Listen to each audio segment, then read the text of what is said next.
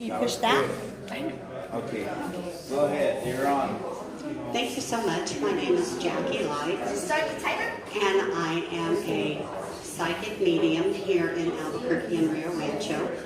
I've been doing this most of my life, and I love doing it. But today I would like to talk to you about something called unseen influences in our lives.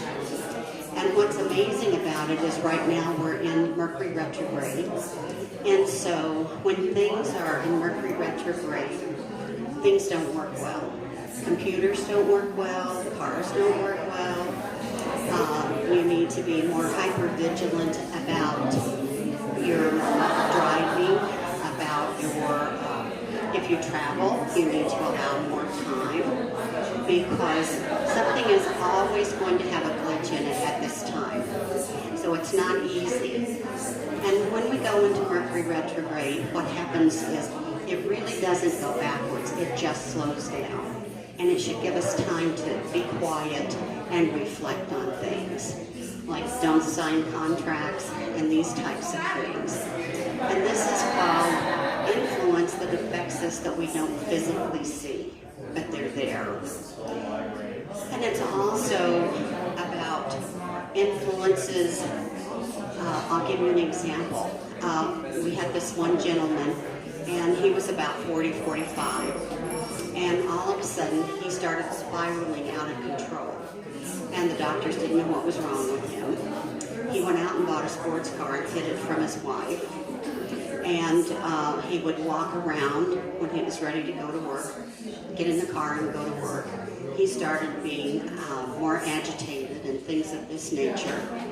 And nobody knew what was wrong. So he went to see a nurturopath, and I'm saying that incorrectly, but he went to see this person to see what was wrong. And what was wrong is he was having a problem with something as simple as salt and did not know this was affecting his body. And it was affecting his body in an unseen way. Nobody understood what was going on. So they took the salt away from him and changed his diet very simply, and he was fine again. And this is called influences that we don't physically see that affects us.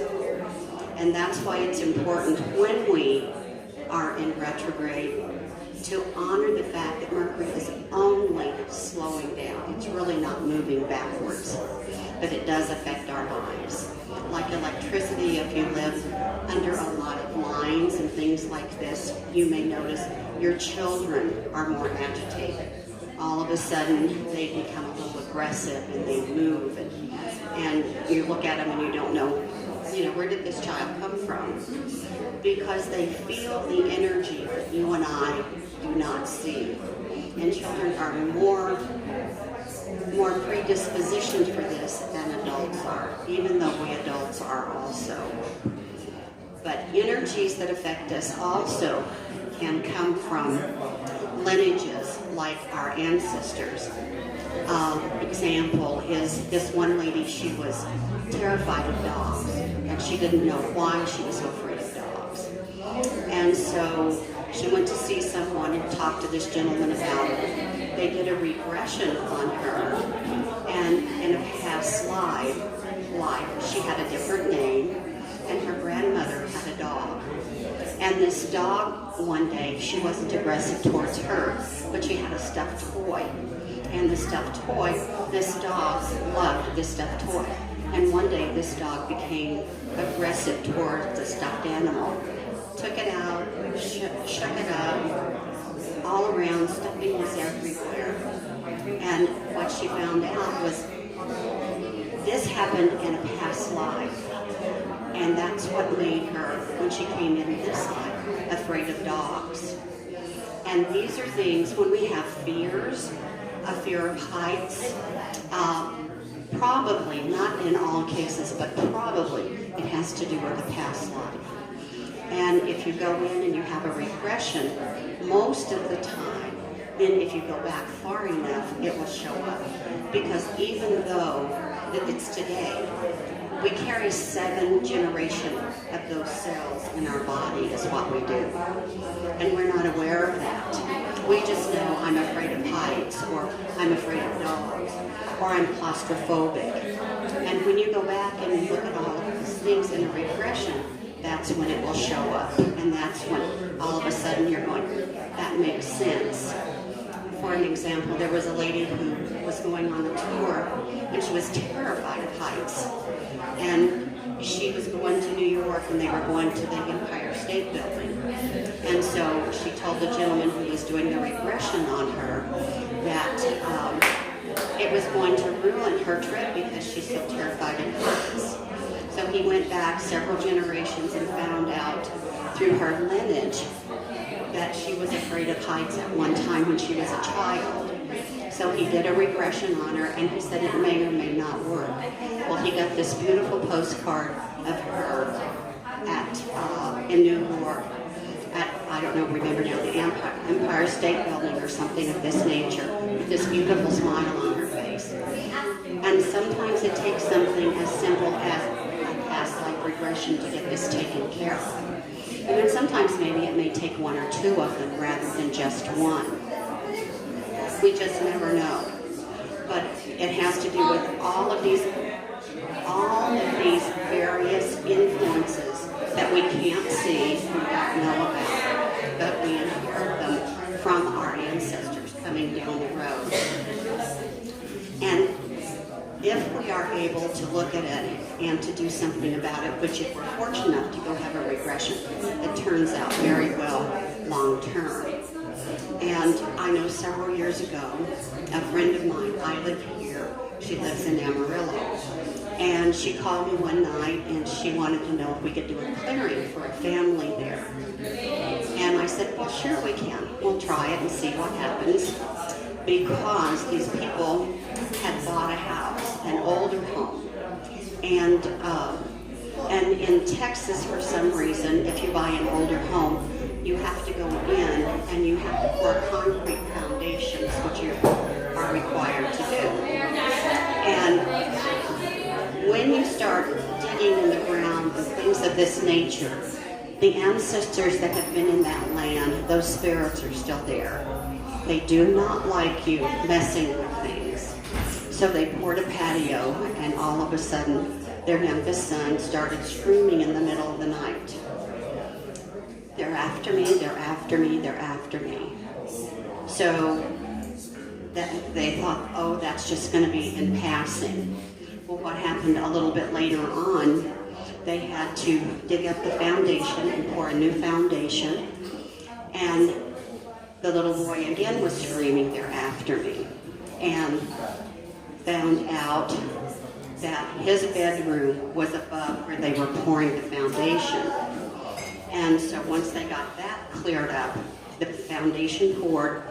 Anyway, we did another clearing. We ended up having to go back 500 years on this land because the culminating factor was that they had started doing some more work on the property and the land.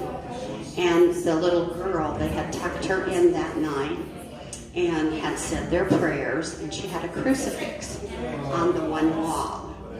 And the crucifix was thrown all the way across the room, and it shattered. And they were terrified. They stayed with some friends, and the gentleman called my friend in Amarillo, and we did another clearing is what we did. So that was 3.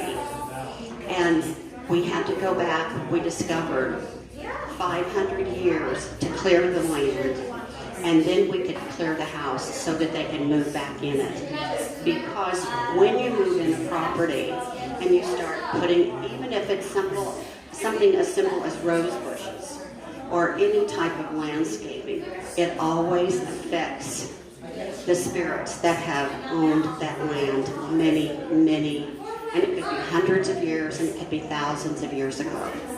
And you need to ask for permission to clear that land when you do it also. That's very important because land is very sacred, and in order to clear it, you need to ask permission and go in. And you can clear from anywhere. You can do it remotely, and it can be from anywhere in the the world, or the country. But you also have to have permission from the people that own that property at that time. And we did this 3 different times, and we got it taken care of. And the family had finished their finally remodel, and everything was quiet and calm. But even if you purchase a car and it's brand new, it still has unseen energies in there from the person or people that have worked on it from start to finish. And these are energies that sometimes affect us. And it isn't that the energy is positive or negative. It's that your energy is not conducive with that energy. That's all it is. And that's the beauty of it. Realizing that it's basically neutral until you decide to do something about it. And if you have something going on in your home that you feel unsettled about, it doesn't matter what it is, that just means there's an energy there that is not conducive with your energy. And so don't wait, but get it taken care of. And do it as soon as possible if you can. I had a friend of mine, and she moved into an apartment. And apartments are hard to clear, but it's important to clear an apartment because it has the energies of all of these people that have lived in it. Those energies are in there. It's in the frame, it's in the walls, it's in everything that they touched while they were there. And so she called because she was the cat wouldn't come out from under the bed, the cat was awful, the neighbors were terrible, and she had asked them to be quiet, and they just would not do it. And so she called and wanted to know if I could do a clearing. And Spirit and I, most of the time we work remotely. We very seldom ever have to go to a home or a car. We've even cleared cars before. And so she gave me the address, and Spirit said it was okay, and she said it was okay. And we did it. I didn't tell her when we did it. And all of a sudden, the cat's coming out from under the bed. Her mother came to visit, and the cat even went and climbed up in her mother's lap. And the cat had never, ever liked her mother. Never. And so it's amazing about what unseen energies are there. And most of the time, we're not even aware of them, but they are there. And I know I had a friend, and he was an EMT for 30 years. And he said, you know, Jackie, he said, anytime there's going to be a full moon, he said, and a lot of people disregard this, but he said, we can always tell, we don't even have to look at the calendar. We know when there's going to be a full moon because everything escalates. Car wrecks, shootings, knifings, all of these things come into play. And so he said, when there's a full moon, the best thing you can do is take everything very quietly, step back, because the full moon has a tendency also to agitate us, and we're not even aware of why we're agitated. And these are all called unseen energies.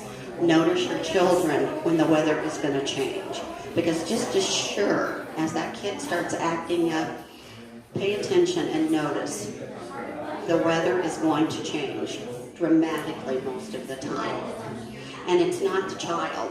It's just a child is like animals are more in tune to the changes in the atmosphere and the barometric pressures is what they are more in tune with. Whereas us, we just get agitated. We don't even know why we're agitated. But if we step back and look at it, then we will see it had something to do with a weather pattern, or something that was happening in the atmosphere that we're unaware of. But most always, it isn't something you can look at. You can go to the bookstore and say, I'll take this book. These are all unseen energies. And so if you get nervous or you decide all of a sudden you're driving more aggressively than previously, step back and look at it and realize that there's an energy there that is going, and you're just picking that up. That's what it is. I'd like to thank all of you for listening. I hope you learned something new. and paid attention to our kids and our animals because they're a lot smarter than we are about these beautiful unseen energies. And I'd like to thank you all for coming. Thank you very much. Thank you.